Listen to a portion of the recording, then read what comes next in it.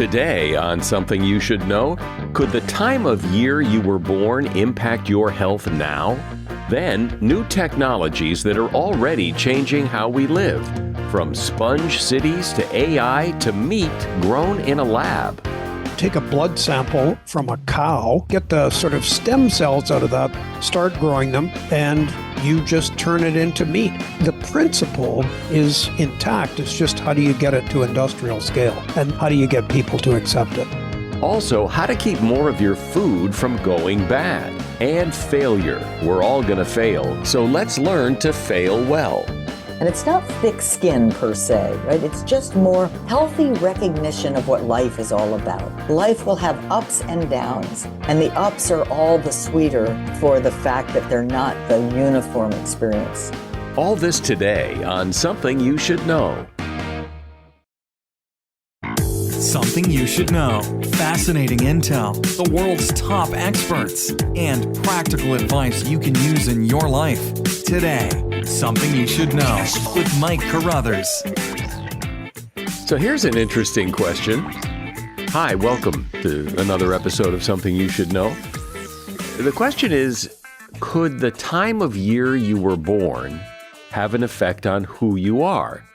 Well, that's kind of the theory behind astrology, I guess, that your birthday has something to do with who you are. But what I'm going to talk about is something very different.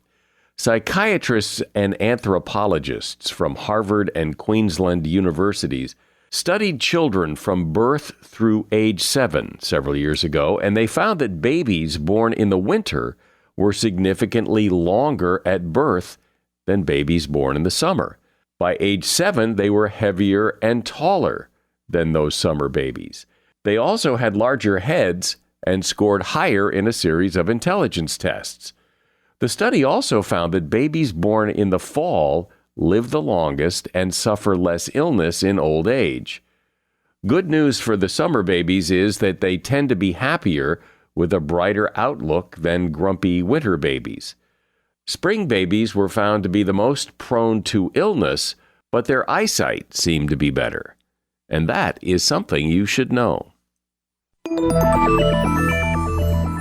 If you've been on planet Earth long enough, and you take notice of it, you can see how things have changed. Change is often slow and gradual, but when you look, you can see that life today compared to life, say, 25 years ago is very different in a lot of ways. And I always think it's fun to imagine, well, what's going to come in the next 25 years based on where we are now? What's likely to change in the way we live our lives? Not so far off in the future that it's impossible to predict, but in the near future. What are some of the technologies that are already here, just not commonplace, at least not yet? Here to reveal and discuss some of this is Jay Ingram. He's host of 2 national science programs in Canada, Quirks and Quarks on CBC Radio and Daily Planet on Discovery Channel Canada. He's the author of 19 books, his latest being The Future of Us, the science of what we'll eat, where we'll live, and who we'll be. Hey, Jay, welcome to Something You Should Know. Great to be here, Michael. Thank you. So you're a science journalist, so I can see how you would be predisposed to liking this. But why do you think this is an important topic to talk about? What's coming or what's on the horizon or what's already here and hasn't really gone mainstream yet? I think people should be aware of the vast array, or at least a selection of the vast array of technologies that exist today that could well have an impact on our lives in the future. But rather than predicting specifically, I prefer to look at a choice. And I think the more we think about those today, think about them seriously, the better off we'll be in the future. But I'm not, I try and stay away from picking winners. But, to go into the future blindly, without even knowing what people are doing today, I think is a mistake. So I think an interesting place to start would be food, because we all got to eat, and food technology keeps changing the kinds of food that we can eat and what's available. And of course, now there's like new kinds of meat. There's plant-based meat that people seem to like. But then there are people who advocate, that we should do away with meat. There are some people that would like to advocate that, but it's not realistic. And in fact, if you pay close attention to technologies that might seem promising on the surface, like lab-grown meat, you can see that there's now major pushback against it, especially from big meat producers who get their meat from the traditional sources, live animals. And I like the idea of lab-grown meat. I don't think it's as distasteful as some people think. But, this is the thing, right? You have a technology that, while small scale at the moment, if it were able to be scaled up from, let's say, flasks in the lab, where it is now, to vats, giant vats, then you might make some inroads, and you never have to kill an animal. You just keep its cells reproducing. But culture and social forces and political forces all have their way with these technologies. So, look at so-called vegetable-based meats like Beyond Meat, companies like that did exceptionally well when they first went on the stock market, and it looked like they were the big thing. And then they didn't exactly collapse, but their value dropped by about 50%. And it doesn't seem to me that they're making many inroads now. And, you can, honestly, one of the most fruitful areas could be growing insects, not to eat whole. Like everyone goes, ew, I don't want to eat a grasshopper. But you know what? You don't have to. You grow 1 billion crickets, you turn them into flour, you feed animals with that protein source, and therefore you've taken a lot of pressure off growing stuff for animals, which you could now use the same land to grow for humans. And I think that's a huge potential. It's already really scaled up in Africa, but again, it's going to be the cultural acceptance of something like growing crickets that is going to be tough. But that's happening now. And in fact, you could buy cricket flour on Amazon, and many people do, and eat it. That's right. But how many? Well, I don't know. They don't check in with me. Not many is the answer. Right. And the other thing is, you're right about meat. So especially from a North American perspective, there are a lot of people who are turning away from meat and, eating pulses like lentils and stuff like that. And those are healthier diets. But, there's a very interesting correlation that has held for decades, that as soon as the take-home pay, the money in the pocket of people in a country grows, their taste for meat grows with it, because below a certain level of income, it's just too expensive. But people, and I'm saying this in general because it's been generally this is true in the past, they'll turn to meat as they start to get the income. So there may be a hump that we have to get over where, most of the world is reached their point where they get their fill of meat, and they may start to follow the health advocacy and turn to vegetables. But we're just not there yet. But, I live in a province in Canada, Alberta, where raising cattle is a big deal. And I can tell you, you raise the idea of plant-based burgers, you get a lot of pushback. What is laboratory meat? What is it? There's something that's been used in labs for almost a century now called tissue culture, where if you take cells, like individual living cells from an animal, and you put them in glassware in the lab, and you add a medium that has nutrients in it, they will divide and reproduce, and you'll eventually, in the lab version, get a layer of cells covering the glass in that bottle. So they are animal cells. They came from an animal. And you can actually grow generation after generation of those cells in the lab without ever taking cells again from an animal. So now take a blood sample from a cow, a prize cow, in fact, and get the sort of stem cells out of that, the cells that can grow into, say, muscle cells, start growing them, but you got to grow them on a vast scale that has never really been done before. But if you can get them growing, then what you get is a mass of muscle cells, which is like a steak, right? It's a mass of muscle cells with, fat cells and other things in it. And you just turn it into meat. And in fact, you could do this with pet food today, pretty much. I mean, my dog doesn't care what the meat looks like. He'll eat it anyway. The problem is that humans want a steak, and a marbled steak, just the right color.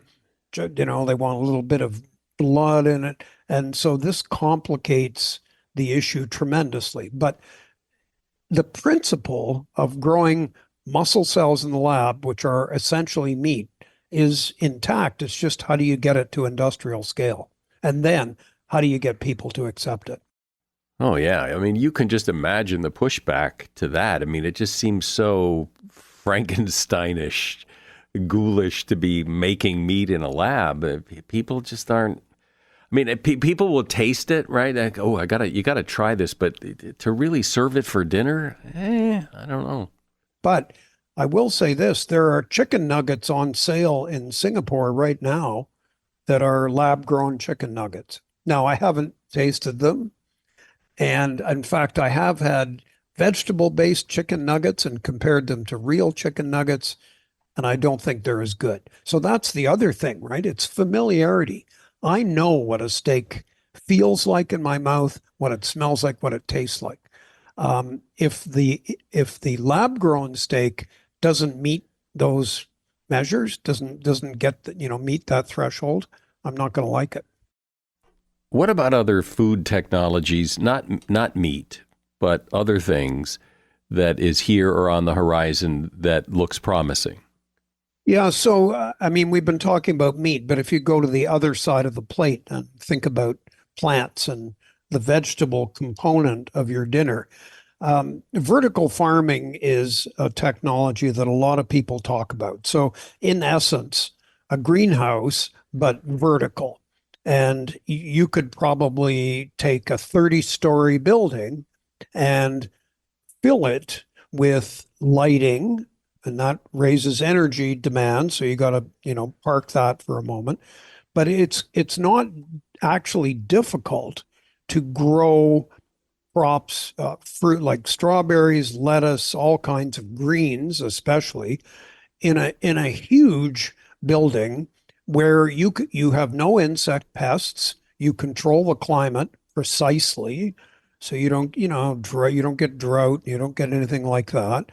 And the other virtue of it is, I live in Canada. We don't grow a lot of greens during the winter, but you could in a vertical farm, so that instead of importing lettuce from California, say, you could grow it 10 blocks away and have it fresh. But again, one of the issues, and I mentioned energy, one of the issues here is, okay, you've got to heat it and you've got to provide light. Where are you going to get the light? Well, maybe you'll have solar panels generating the electricity to power the lights to let the plants grow. There is a kind of an irony there, because you're taking sunlight, changing it to electricity, then changing it back to fake sunlight to grow the plants. But how else are you going to do it? You're not going to get enough natural sunlight in the winter in a lot of parts of the world. So vertical farms have started. They're working on a scale that, is okay. But any of these things that we're talking about, whether it's lab-grown meat or vertical farms or insects, the scale has got to be enormous at least from where it is today. Let's talk about transportation, because, we were supposed to have our flying cars already, and we don't. What's on the horizon? What's new in transportation? I'm more interested, actually, although the car is obviously a big deal, in what airplane traffic is going to be fueled by. And airlines are now experimenting. I'll get to your flying car in a sec. Airlines are experimenting with biofuels. So you take something like food waste and you process it to get something like kerosene, and you fly planes with it. So, at most, what I've seen so far is passenger jets flying, let's say, from Washington to Miami with one engine fueled by regular fuel and the other fueled by biofuel. But again, it's got to scale up really fast. Anyway, the Paris Olympics, you got to go, I guess, because they're promising to have some version of flying cars to get people from the outskirts of Paris down to the Olympic facilities. We're talking about new technologies and new ways that life will change in the very near future, and in some cases already. My guest is Jay Ingram. He is author of the book, The Future of Us, The Science of What We'll Eat, Where We'll Live, and Who We'll Be. So, Jay, can you explain sponge cities, which is a concept I don't think most people have heard of, but with all the recent floodings that we've seen all over the country, all over the world, this idea may be really something. So explain sponge cities. There's this concept where instead of having a lot of surfaces like parking lots where the water can't possibly stay, it has to flow over the parking lot into a drain somewhere. Instead, you design the landscape in a way that there are opportunities, small ponds, maybe porous road surfaces, opportunities to allow rainwater and melting snow not to flow away. And it's estimated that if this were applied on a large scale to countries like the US, you would have much less damage from stormwater. You'd have much less maintenance of stormwater sewers, and you wouldn't have nearly as many floods. There was just an issue of Wired magazine talking about this, where these areas in Shanghai, China, have been converted from basically wastelands that water was just pouring over into parks. And it's all to capture the water before it goes away.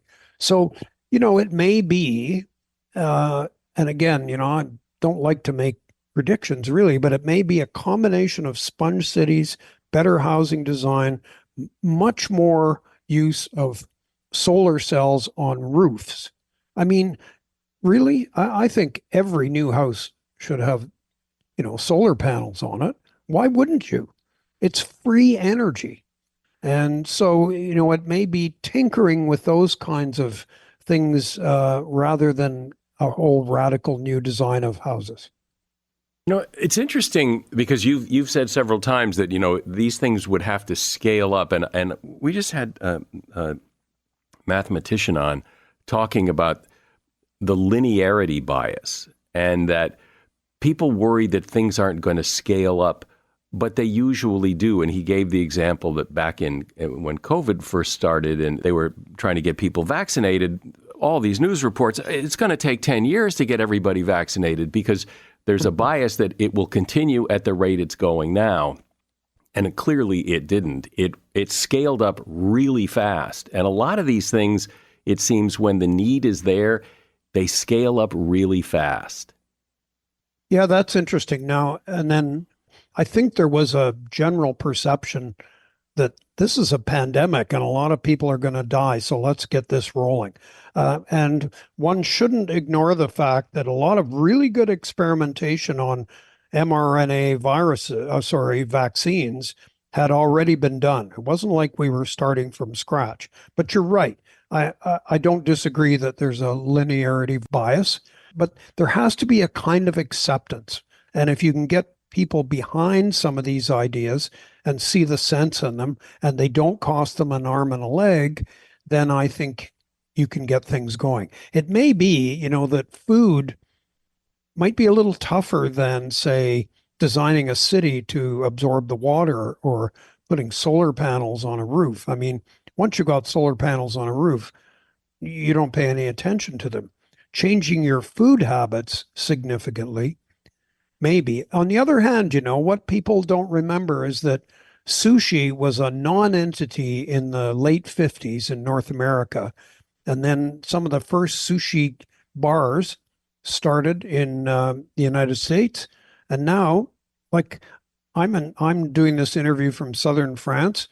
If I walk out my door here, I can point to 3 sushi places within the first block. So it can happen. So, in all the research that you did, what was maybe one technology that you uncovered or you researched that really kind of blew you away, that's really fascinating to you?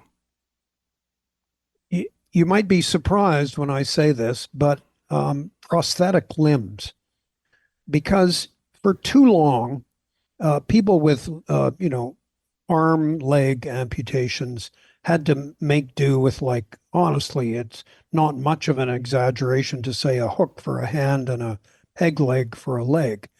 But together with AI and the miniaturization of electronics, prosthetic hands and lower legs and feet are becoming way, way more sophisticated. Now, you might argue, well, that's a small percentage of the population. Yes, it is, but you know how it works, that you make huge advances in one area and suddenly you see spill-offs going off in all directions. And so that's something that really impressed me. And of course, the other thing is just AI in general. I don't like to predict anyway, like I said, but I wouldn't want to predict anything about AI because it's just moving too fast. I mean, ChatGPT is what, a year and a half old? Okay. So what about 10 years from now? Where are we going to be? These things are hurtling along. And AI already is making a huge impact in medicine. One of the huge medical issues we're going to face in the next 10 years is dementia and the number of people with dementia. AI is going to do a way better job of not only predicting if someone's going to get it, but also helping to design drugs, which we don't really have yet, to ease that person along and allow them to live many more productive years. So I would say prosthetics for that targeted audience, but AI for all of us. Well, we could talk about other technologies that are here or almost here that you write about. We could talk for a long time. We're out of time, so maybe another day we'll have you back. But I enjoy talking about this more than I enjoy talking about, predictions way off in the future, years and years away, because usually they're wrong, whoever is making the prediction. But this is stuff that's already here. And, I look forward to tasting laboratory grown meat one day. I've been talking to Jay Ingram. He's the author of 19 books. His latest is called The Future of Us, The Science of What We'll Eat, Where We'll Live, and Who We'll Be. And there's a link to that book in the show notes. Thank you, Jay. Appreciate you coming on. Thanks a lot, Michael. If you look back over your life, you can spot the failures. We all have them. And there are different kinds of failures. The kind, in retrospect, you could have prevented if only you had done something different. Like you burned your dinner because you got involved in a phone call and forgot that there was something on the stove. You could have prevented that. And then there are the kind of failures you had to try, like interviewing for a job you didn't get or asking someone on a date but were turned down. You failed, but you had to try. Life is full of failures, and I can assure you there are more to come in your future and mine. Here to talk about failing, and more importantly, failing well, if that's possible, is Amy Edmondson. She's a professor of leadership and management at the Harvard Business School and author of the book, Right Kind of Wrong, The Science of Failing Well. Hi, Amy. Welcome to Something You Should Know. Thanks so much for having me. So let's start with you explaining what you mean by failing well, because it sounds kind of like an oxymoron. I mean, failing is the lack of doing something well. So it seems like we need an explanation. Well, there are 2 parts to failing well. And indeed, one part is preventing preventable failures. Now, that might sound almost definitional, but I promise there is a method to my madness. The other part is promoting what I will call intelligent failures and welcoming and valuing them for the new knowledge they bring. So, yes, failing well is deliberately meant to be provocative, but it does have those 2 important components. So let's talk about those components. Dive right in and explain them. So by and large, preventable failures occur in familiar territory. They occur in places where we already have a recipe for success, a process that can lead to the results we want. I'll define failure as an undesired result. And undesired results can range from, I accidentally put salt instead of sugar in the cookie recipe and they taste awful, to a scientific experiment where I am hoping against hope that my new hypothesis is right and that I will have a breakthrough scientific discovery over here. And alas, Mother Nature had something else in mind. But the only type of failure that is legitimately useful, valuable, should be welcomed into our lives and workplaces is intelligent failure. And those are the failures that happen in new territory, new to the world or new for us. If you're a scientist, it's new to the world. If you're a kid learning to ride a bicycle, it's new for you, where you are in pursuit of a goal.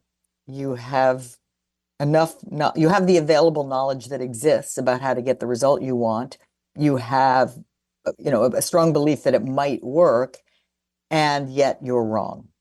And in that case, it's almost impossible not to fail. I mean, I can't imagine there's any kid in the world who tried to ride a bike the first time and just took off. I mean, it just doesn't happen. You just don't think it can happen, right? You don't hop on that bike and sail along perfectly the first time. But going back to that kid on the bike, or maybe the scientist in the lab, when you get on the bike the first time with high hopes of nailing it and you don't, it hurts. You're laying on the sidewalk crying, or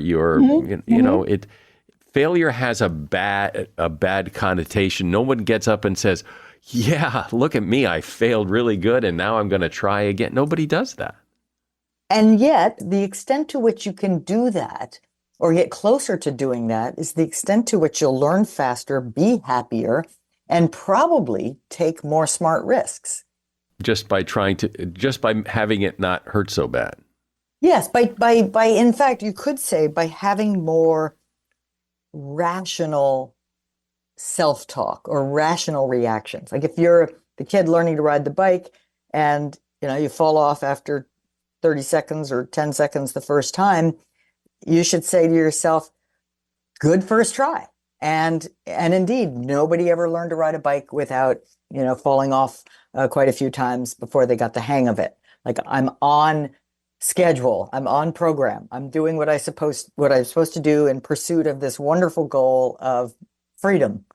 So here's what I wonder as I observe people in the world. Some people are able to take failure, rejection, those kinds of situations easier than others. Some people seem devastated by it. Other people, no biggie, move on to the next.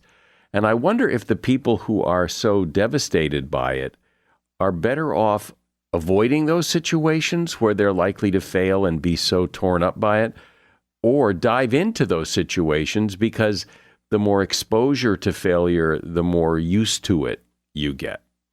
Well, that's a possibility. And honestly, I don't have data on that. But what I can say with some confidence is that you can develop your failure muscles. And actually, one of the things that does help people, especially kids, do that is participating in competitive sports.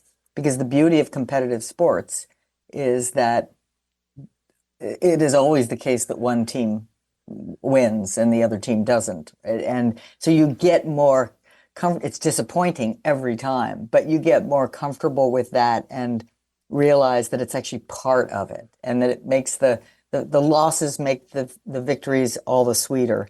And I think that's true in other areas as well. That's just one arena where you can kind of develop that experience, that disappointment doesn't mean devastation. Don't you think, though, or I don't know. I'm not going to tell you what to think. That even in sports now, in kids' sports now, we try to sugarcoat it. Like, you didn't fail, you didn't lose because you're a winner. And but your team lost 19-0. And I completely agree with you. And I think we are doing a disservice to these kids because we are inadvertently sending the message that only success counts. Therefore, we're sort of lying to you right now, telling you you succeeded even though you failed. And so we're making failure more toxic rather than less. So how would you, if your kid lost 19 to nothing, what would you say to him? Well, that was a big loss. Like, let's take a look at it together. Let's figure out which skills are most in need of development, and let's develop a training plan. Now, if you're losing 19-0 every single time, maybe this isn't your sport. Right. Let's shift to something that you might enjoy or have a steeper learning curve on. I mean, it's not the case that everybody should be good at everything. But it is the case that nobody ever got good at something without effort, without repeated attempts to improve, and then earnest examination of what worked and what didn't, and using that examination to make changes going forward. Well, I think, that's one of the complaints and criticisms of a lot of parents today is they kind of try to protect their children from failure, and kids have to fail in order to grow. It is so natural as a parent because you love your kids. You don't want them to suffer, to try to protect them from failure, to try to sort of intervene and either be the snowplow that smooths the road ahead of them in ways they're unaware of, or otherwise, tell them in the example you just provided that, oh, no, you did great, when in fact you did okay, but there's lots of opportunities to do better. And I think what the research would suggest is those kids are not being well served by that approach. They need to have their small, safe failures in a way that allows them to grow and learn and expand and develop the skills for withstanding life's inevitable setbacks. I don't know if you looked at this, but it seems to me that failure is a little easier in numbers. Like if you fail alone, it's a lot harder to take because it's kind of like, feels like it's all your fault. That's true. I didn't look at that in any systematic way, but I couldn't agree more. It's certainly emotionally easier to be a part of a team that just lost the match than to be the individual out there on the tennis court that lost the match and you feel all eyes are on you and you have no one to commiserate with. But that too, I think probably a healthy mix of both is what works to continue to develop what I keep referring to as failure muscles, and it's not thick skin per se, right? It's just more healthy recognition of what life is all about. Life will have ups and downs, and the ups are all the sweeter for the fact that they're not the uniform experience. But if you didn't get those messages growing up, if you're a big boy now and a big girl now, and you have to live your life in big boy land and big girl land, how do you develop that muscle and not be devastated every time things don't go your way? I think the best way is to just start by taking more small risks. Pick up a hobby that pottery or watercolor painting or maybe a sport. Pickleball. But pick up pickleball. Pick up something that you don't yet do that at the outset you will not be brilliant at it on day one. So it's a given, right? So it won't be a disappointing fact when you encounter it. And that just gives you more of this absolutely essential experience of doing and trying things that you're not perfect at and realizing, the world didn't come to an end. In fact, it's kind of fun. Like, it's kind of fun to play around with something new. It seems that one of the things that hurts so much when people fail is they think about what other people must be thinking. And my sense is they're not thinking anything. They're not holding you accountable and thinking you're horrible. They're probably thinking good for you for trying. Absolutely, 100%. And more, they may not be thinking of you at all, but But yeah, they see it as brave. They see it as fun. They see it as, sometimes, oh, I'm glad it wasn't me, but good on her for doing that. I mean, people, in fact, we like people better when they are honest, authentic, fallible human beings than when they're know-it-alls or I'm so perfect, aren't I? Nobody really likes those people. So we err in thinking people will like us more and respect us more when we appear to be perfect, when in fact the opposite is true. Well, it seems like the whole subject, the whole connotation of failure just has really bad PR because success, people who are successful, usually the story glosses over all the failures it took to get there, and it's just success. It's all by itself. That's right. And yet so much of life, I mean, the kid on the bicycle, ask any stand-up comedian, ask every stand-up comedian, the first time they got up to do comedy, they bombed. They failed miserably, but they came back and they got better and better and better. But nobody gets up there and just nails it. I don't think that's ever happened. No, in fact, I was playfully, just for myself, came up with the term elite failure practitioners to describe super successful people, in every field from celebrity chefdom to science to Olympic athletes and so on. And I'm like, these sort of super high achievers in different realms are not people who have failed less often than the rest of us. They're literally people who have failed more often than the rest of us. So, and then I decided, no, why keep the term private? I'm going to use it. They're EFPs, elite failure practitioners. They're the people who have mastered the art of failing well, and look where it gets them. Yeah, but people have heard pick your example, Babe Ruth got the most home runs, but he also had the most strikeouts. But it doesn't seem to help. It still hurts. Yeah. Failure hurts. It's true. And if we talk to those people, they don't jump up and down with joy when they experience a failure, but they have learned that, this is part of the journey. And if I care enough about excellence or about where I'm headed or what my goal is, to go to the Olympics or to, have a national television program as a chef or, you name it. If I want that enough, I am willing to fail. Right? I just have to be. It's logical. I heard something recently. I think it was a guest on this podcast who said that kids today, a lot of people today, one of their big goals is to be famous, and not famous for anything, not a famous baseball player. They just want to be famous, and they don't want to fail. How can you fail at being famous? There's nothing to fail at, but you can't just be famous. Some people are. Yeah, it seems like a hollow goal. Doesn't it? Yeah, at the very least, right? I mean, because it's devoid of passion for the content area, and I think that the best kind of fame comes from a real passion for something, whether it's a sport or science or becoming an effective business leader, because you really do want to make this particular impact on the world, and that I think you need that. But it does seem like a real mindset shift is, I mean, how many times when the going gets tough, the tough get going, we've heard all the cliches and everything. Yep. And yeah, they're great, but you've really got to change the way you view your failure, or it seems like you're never going to get anywhere.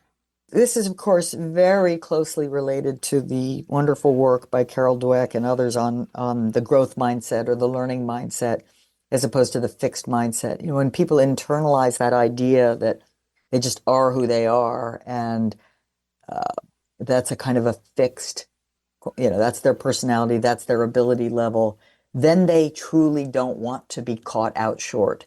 But if they have a growth mindset, they know that where they are and where they want to be are simply a matter of hard work and good learning along the way. And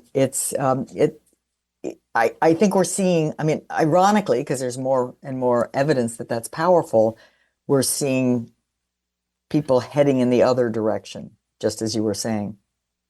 Yeah, that's kind of sad, I think.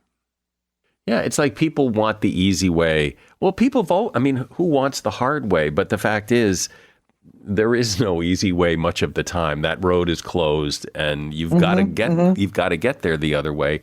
And people seem to be less willing to do it. I couldn't agree more. And I think that, yes, the hard way is essentially the only option or the only way. And also, I think people fail to realize the extra joy and exhilaration that comes from accomplishing something hard. You don't really get that much fulfillment from doing something easy. Right. And what you were saying earlier is it feels better to have failed and then succeeded than to have just succeeded, because then, I don't know, it's like good and evil. You can't have one without the other. It's just, you have to feel that. Yeah, it's like dark and light. I mean, Right. they kind of, they're two sides of the coin, and you pretty much have to you have to have both in your life for a full and effective life. Well, I love that you start the book with Winston Churchill's quote of success is stumbling from failure to failure with no loss of enthusiasm. I think that nails it. I think that just nails it. I think so too. And then I always want to be clear that I care equally about the sort of less kind of sexy part of failing well, which is preventing accidents and failures in familiar territory as best we can. So talk about that. Well, it's everything from don't text and drive, right? That would be an example. If you text and drive and then get into a car accident, that is not a failure that we value. Right? That is a failure in familiar territory where we all know that you don't text and drive. So you made a mistake. It's a mistake you could have. If you have no self-control, then put the phone in the back seat. Do whatever you have to do. Life in say a factory is full of opportunities for basic failure. Error-induced safety problems or manufacturing problems that are utterly preventable when we follow best practices. And best practices are everything from getting the right training to wear your safety goggles to speak up quickly if you see something that doesn't seem right so that we can catch and correct it before a failure happens, right? So in other words, I'm a huge fan of discipline and excellence in familiar territory, as well as a fan of thoughtful experimenting in new territory. Well, it does seem that that's the difference between a mistake and failure. That Yes. A mistake is texting and driving. That's a dumb mistake you made. It's not a failure. Right. And it doesn't turn into, it turns into a failure if you have an accident. And here's the problem. If you text and drive and don't have an accident, you have made a mistake, but you haven't paid for it. And now you may be tempted to make that mistake again. So I define failure as an undesired result, not as an action.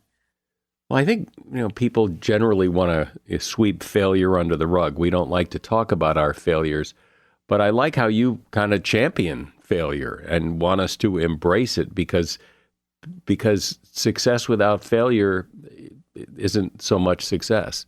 I've been speaking with Amy Edmondson. She's a professor of leadership and management at Harvard Business School, and the name of her book is Right Kind of Wrong: The Science of Failing Well.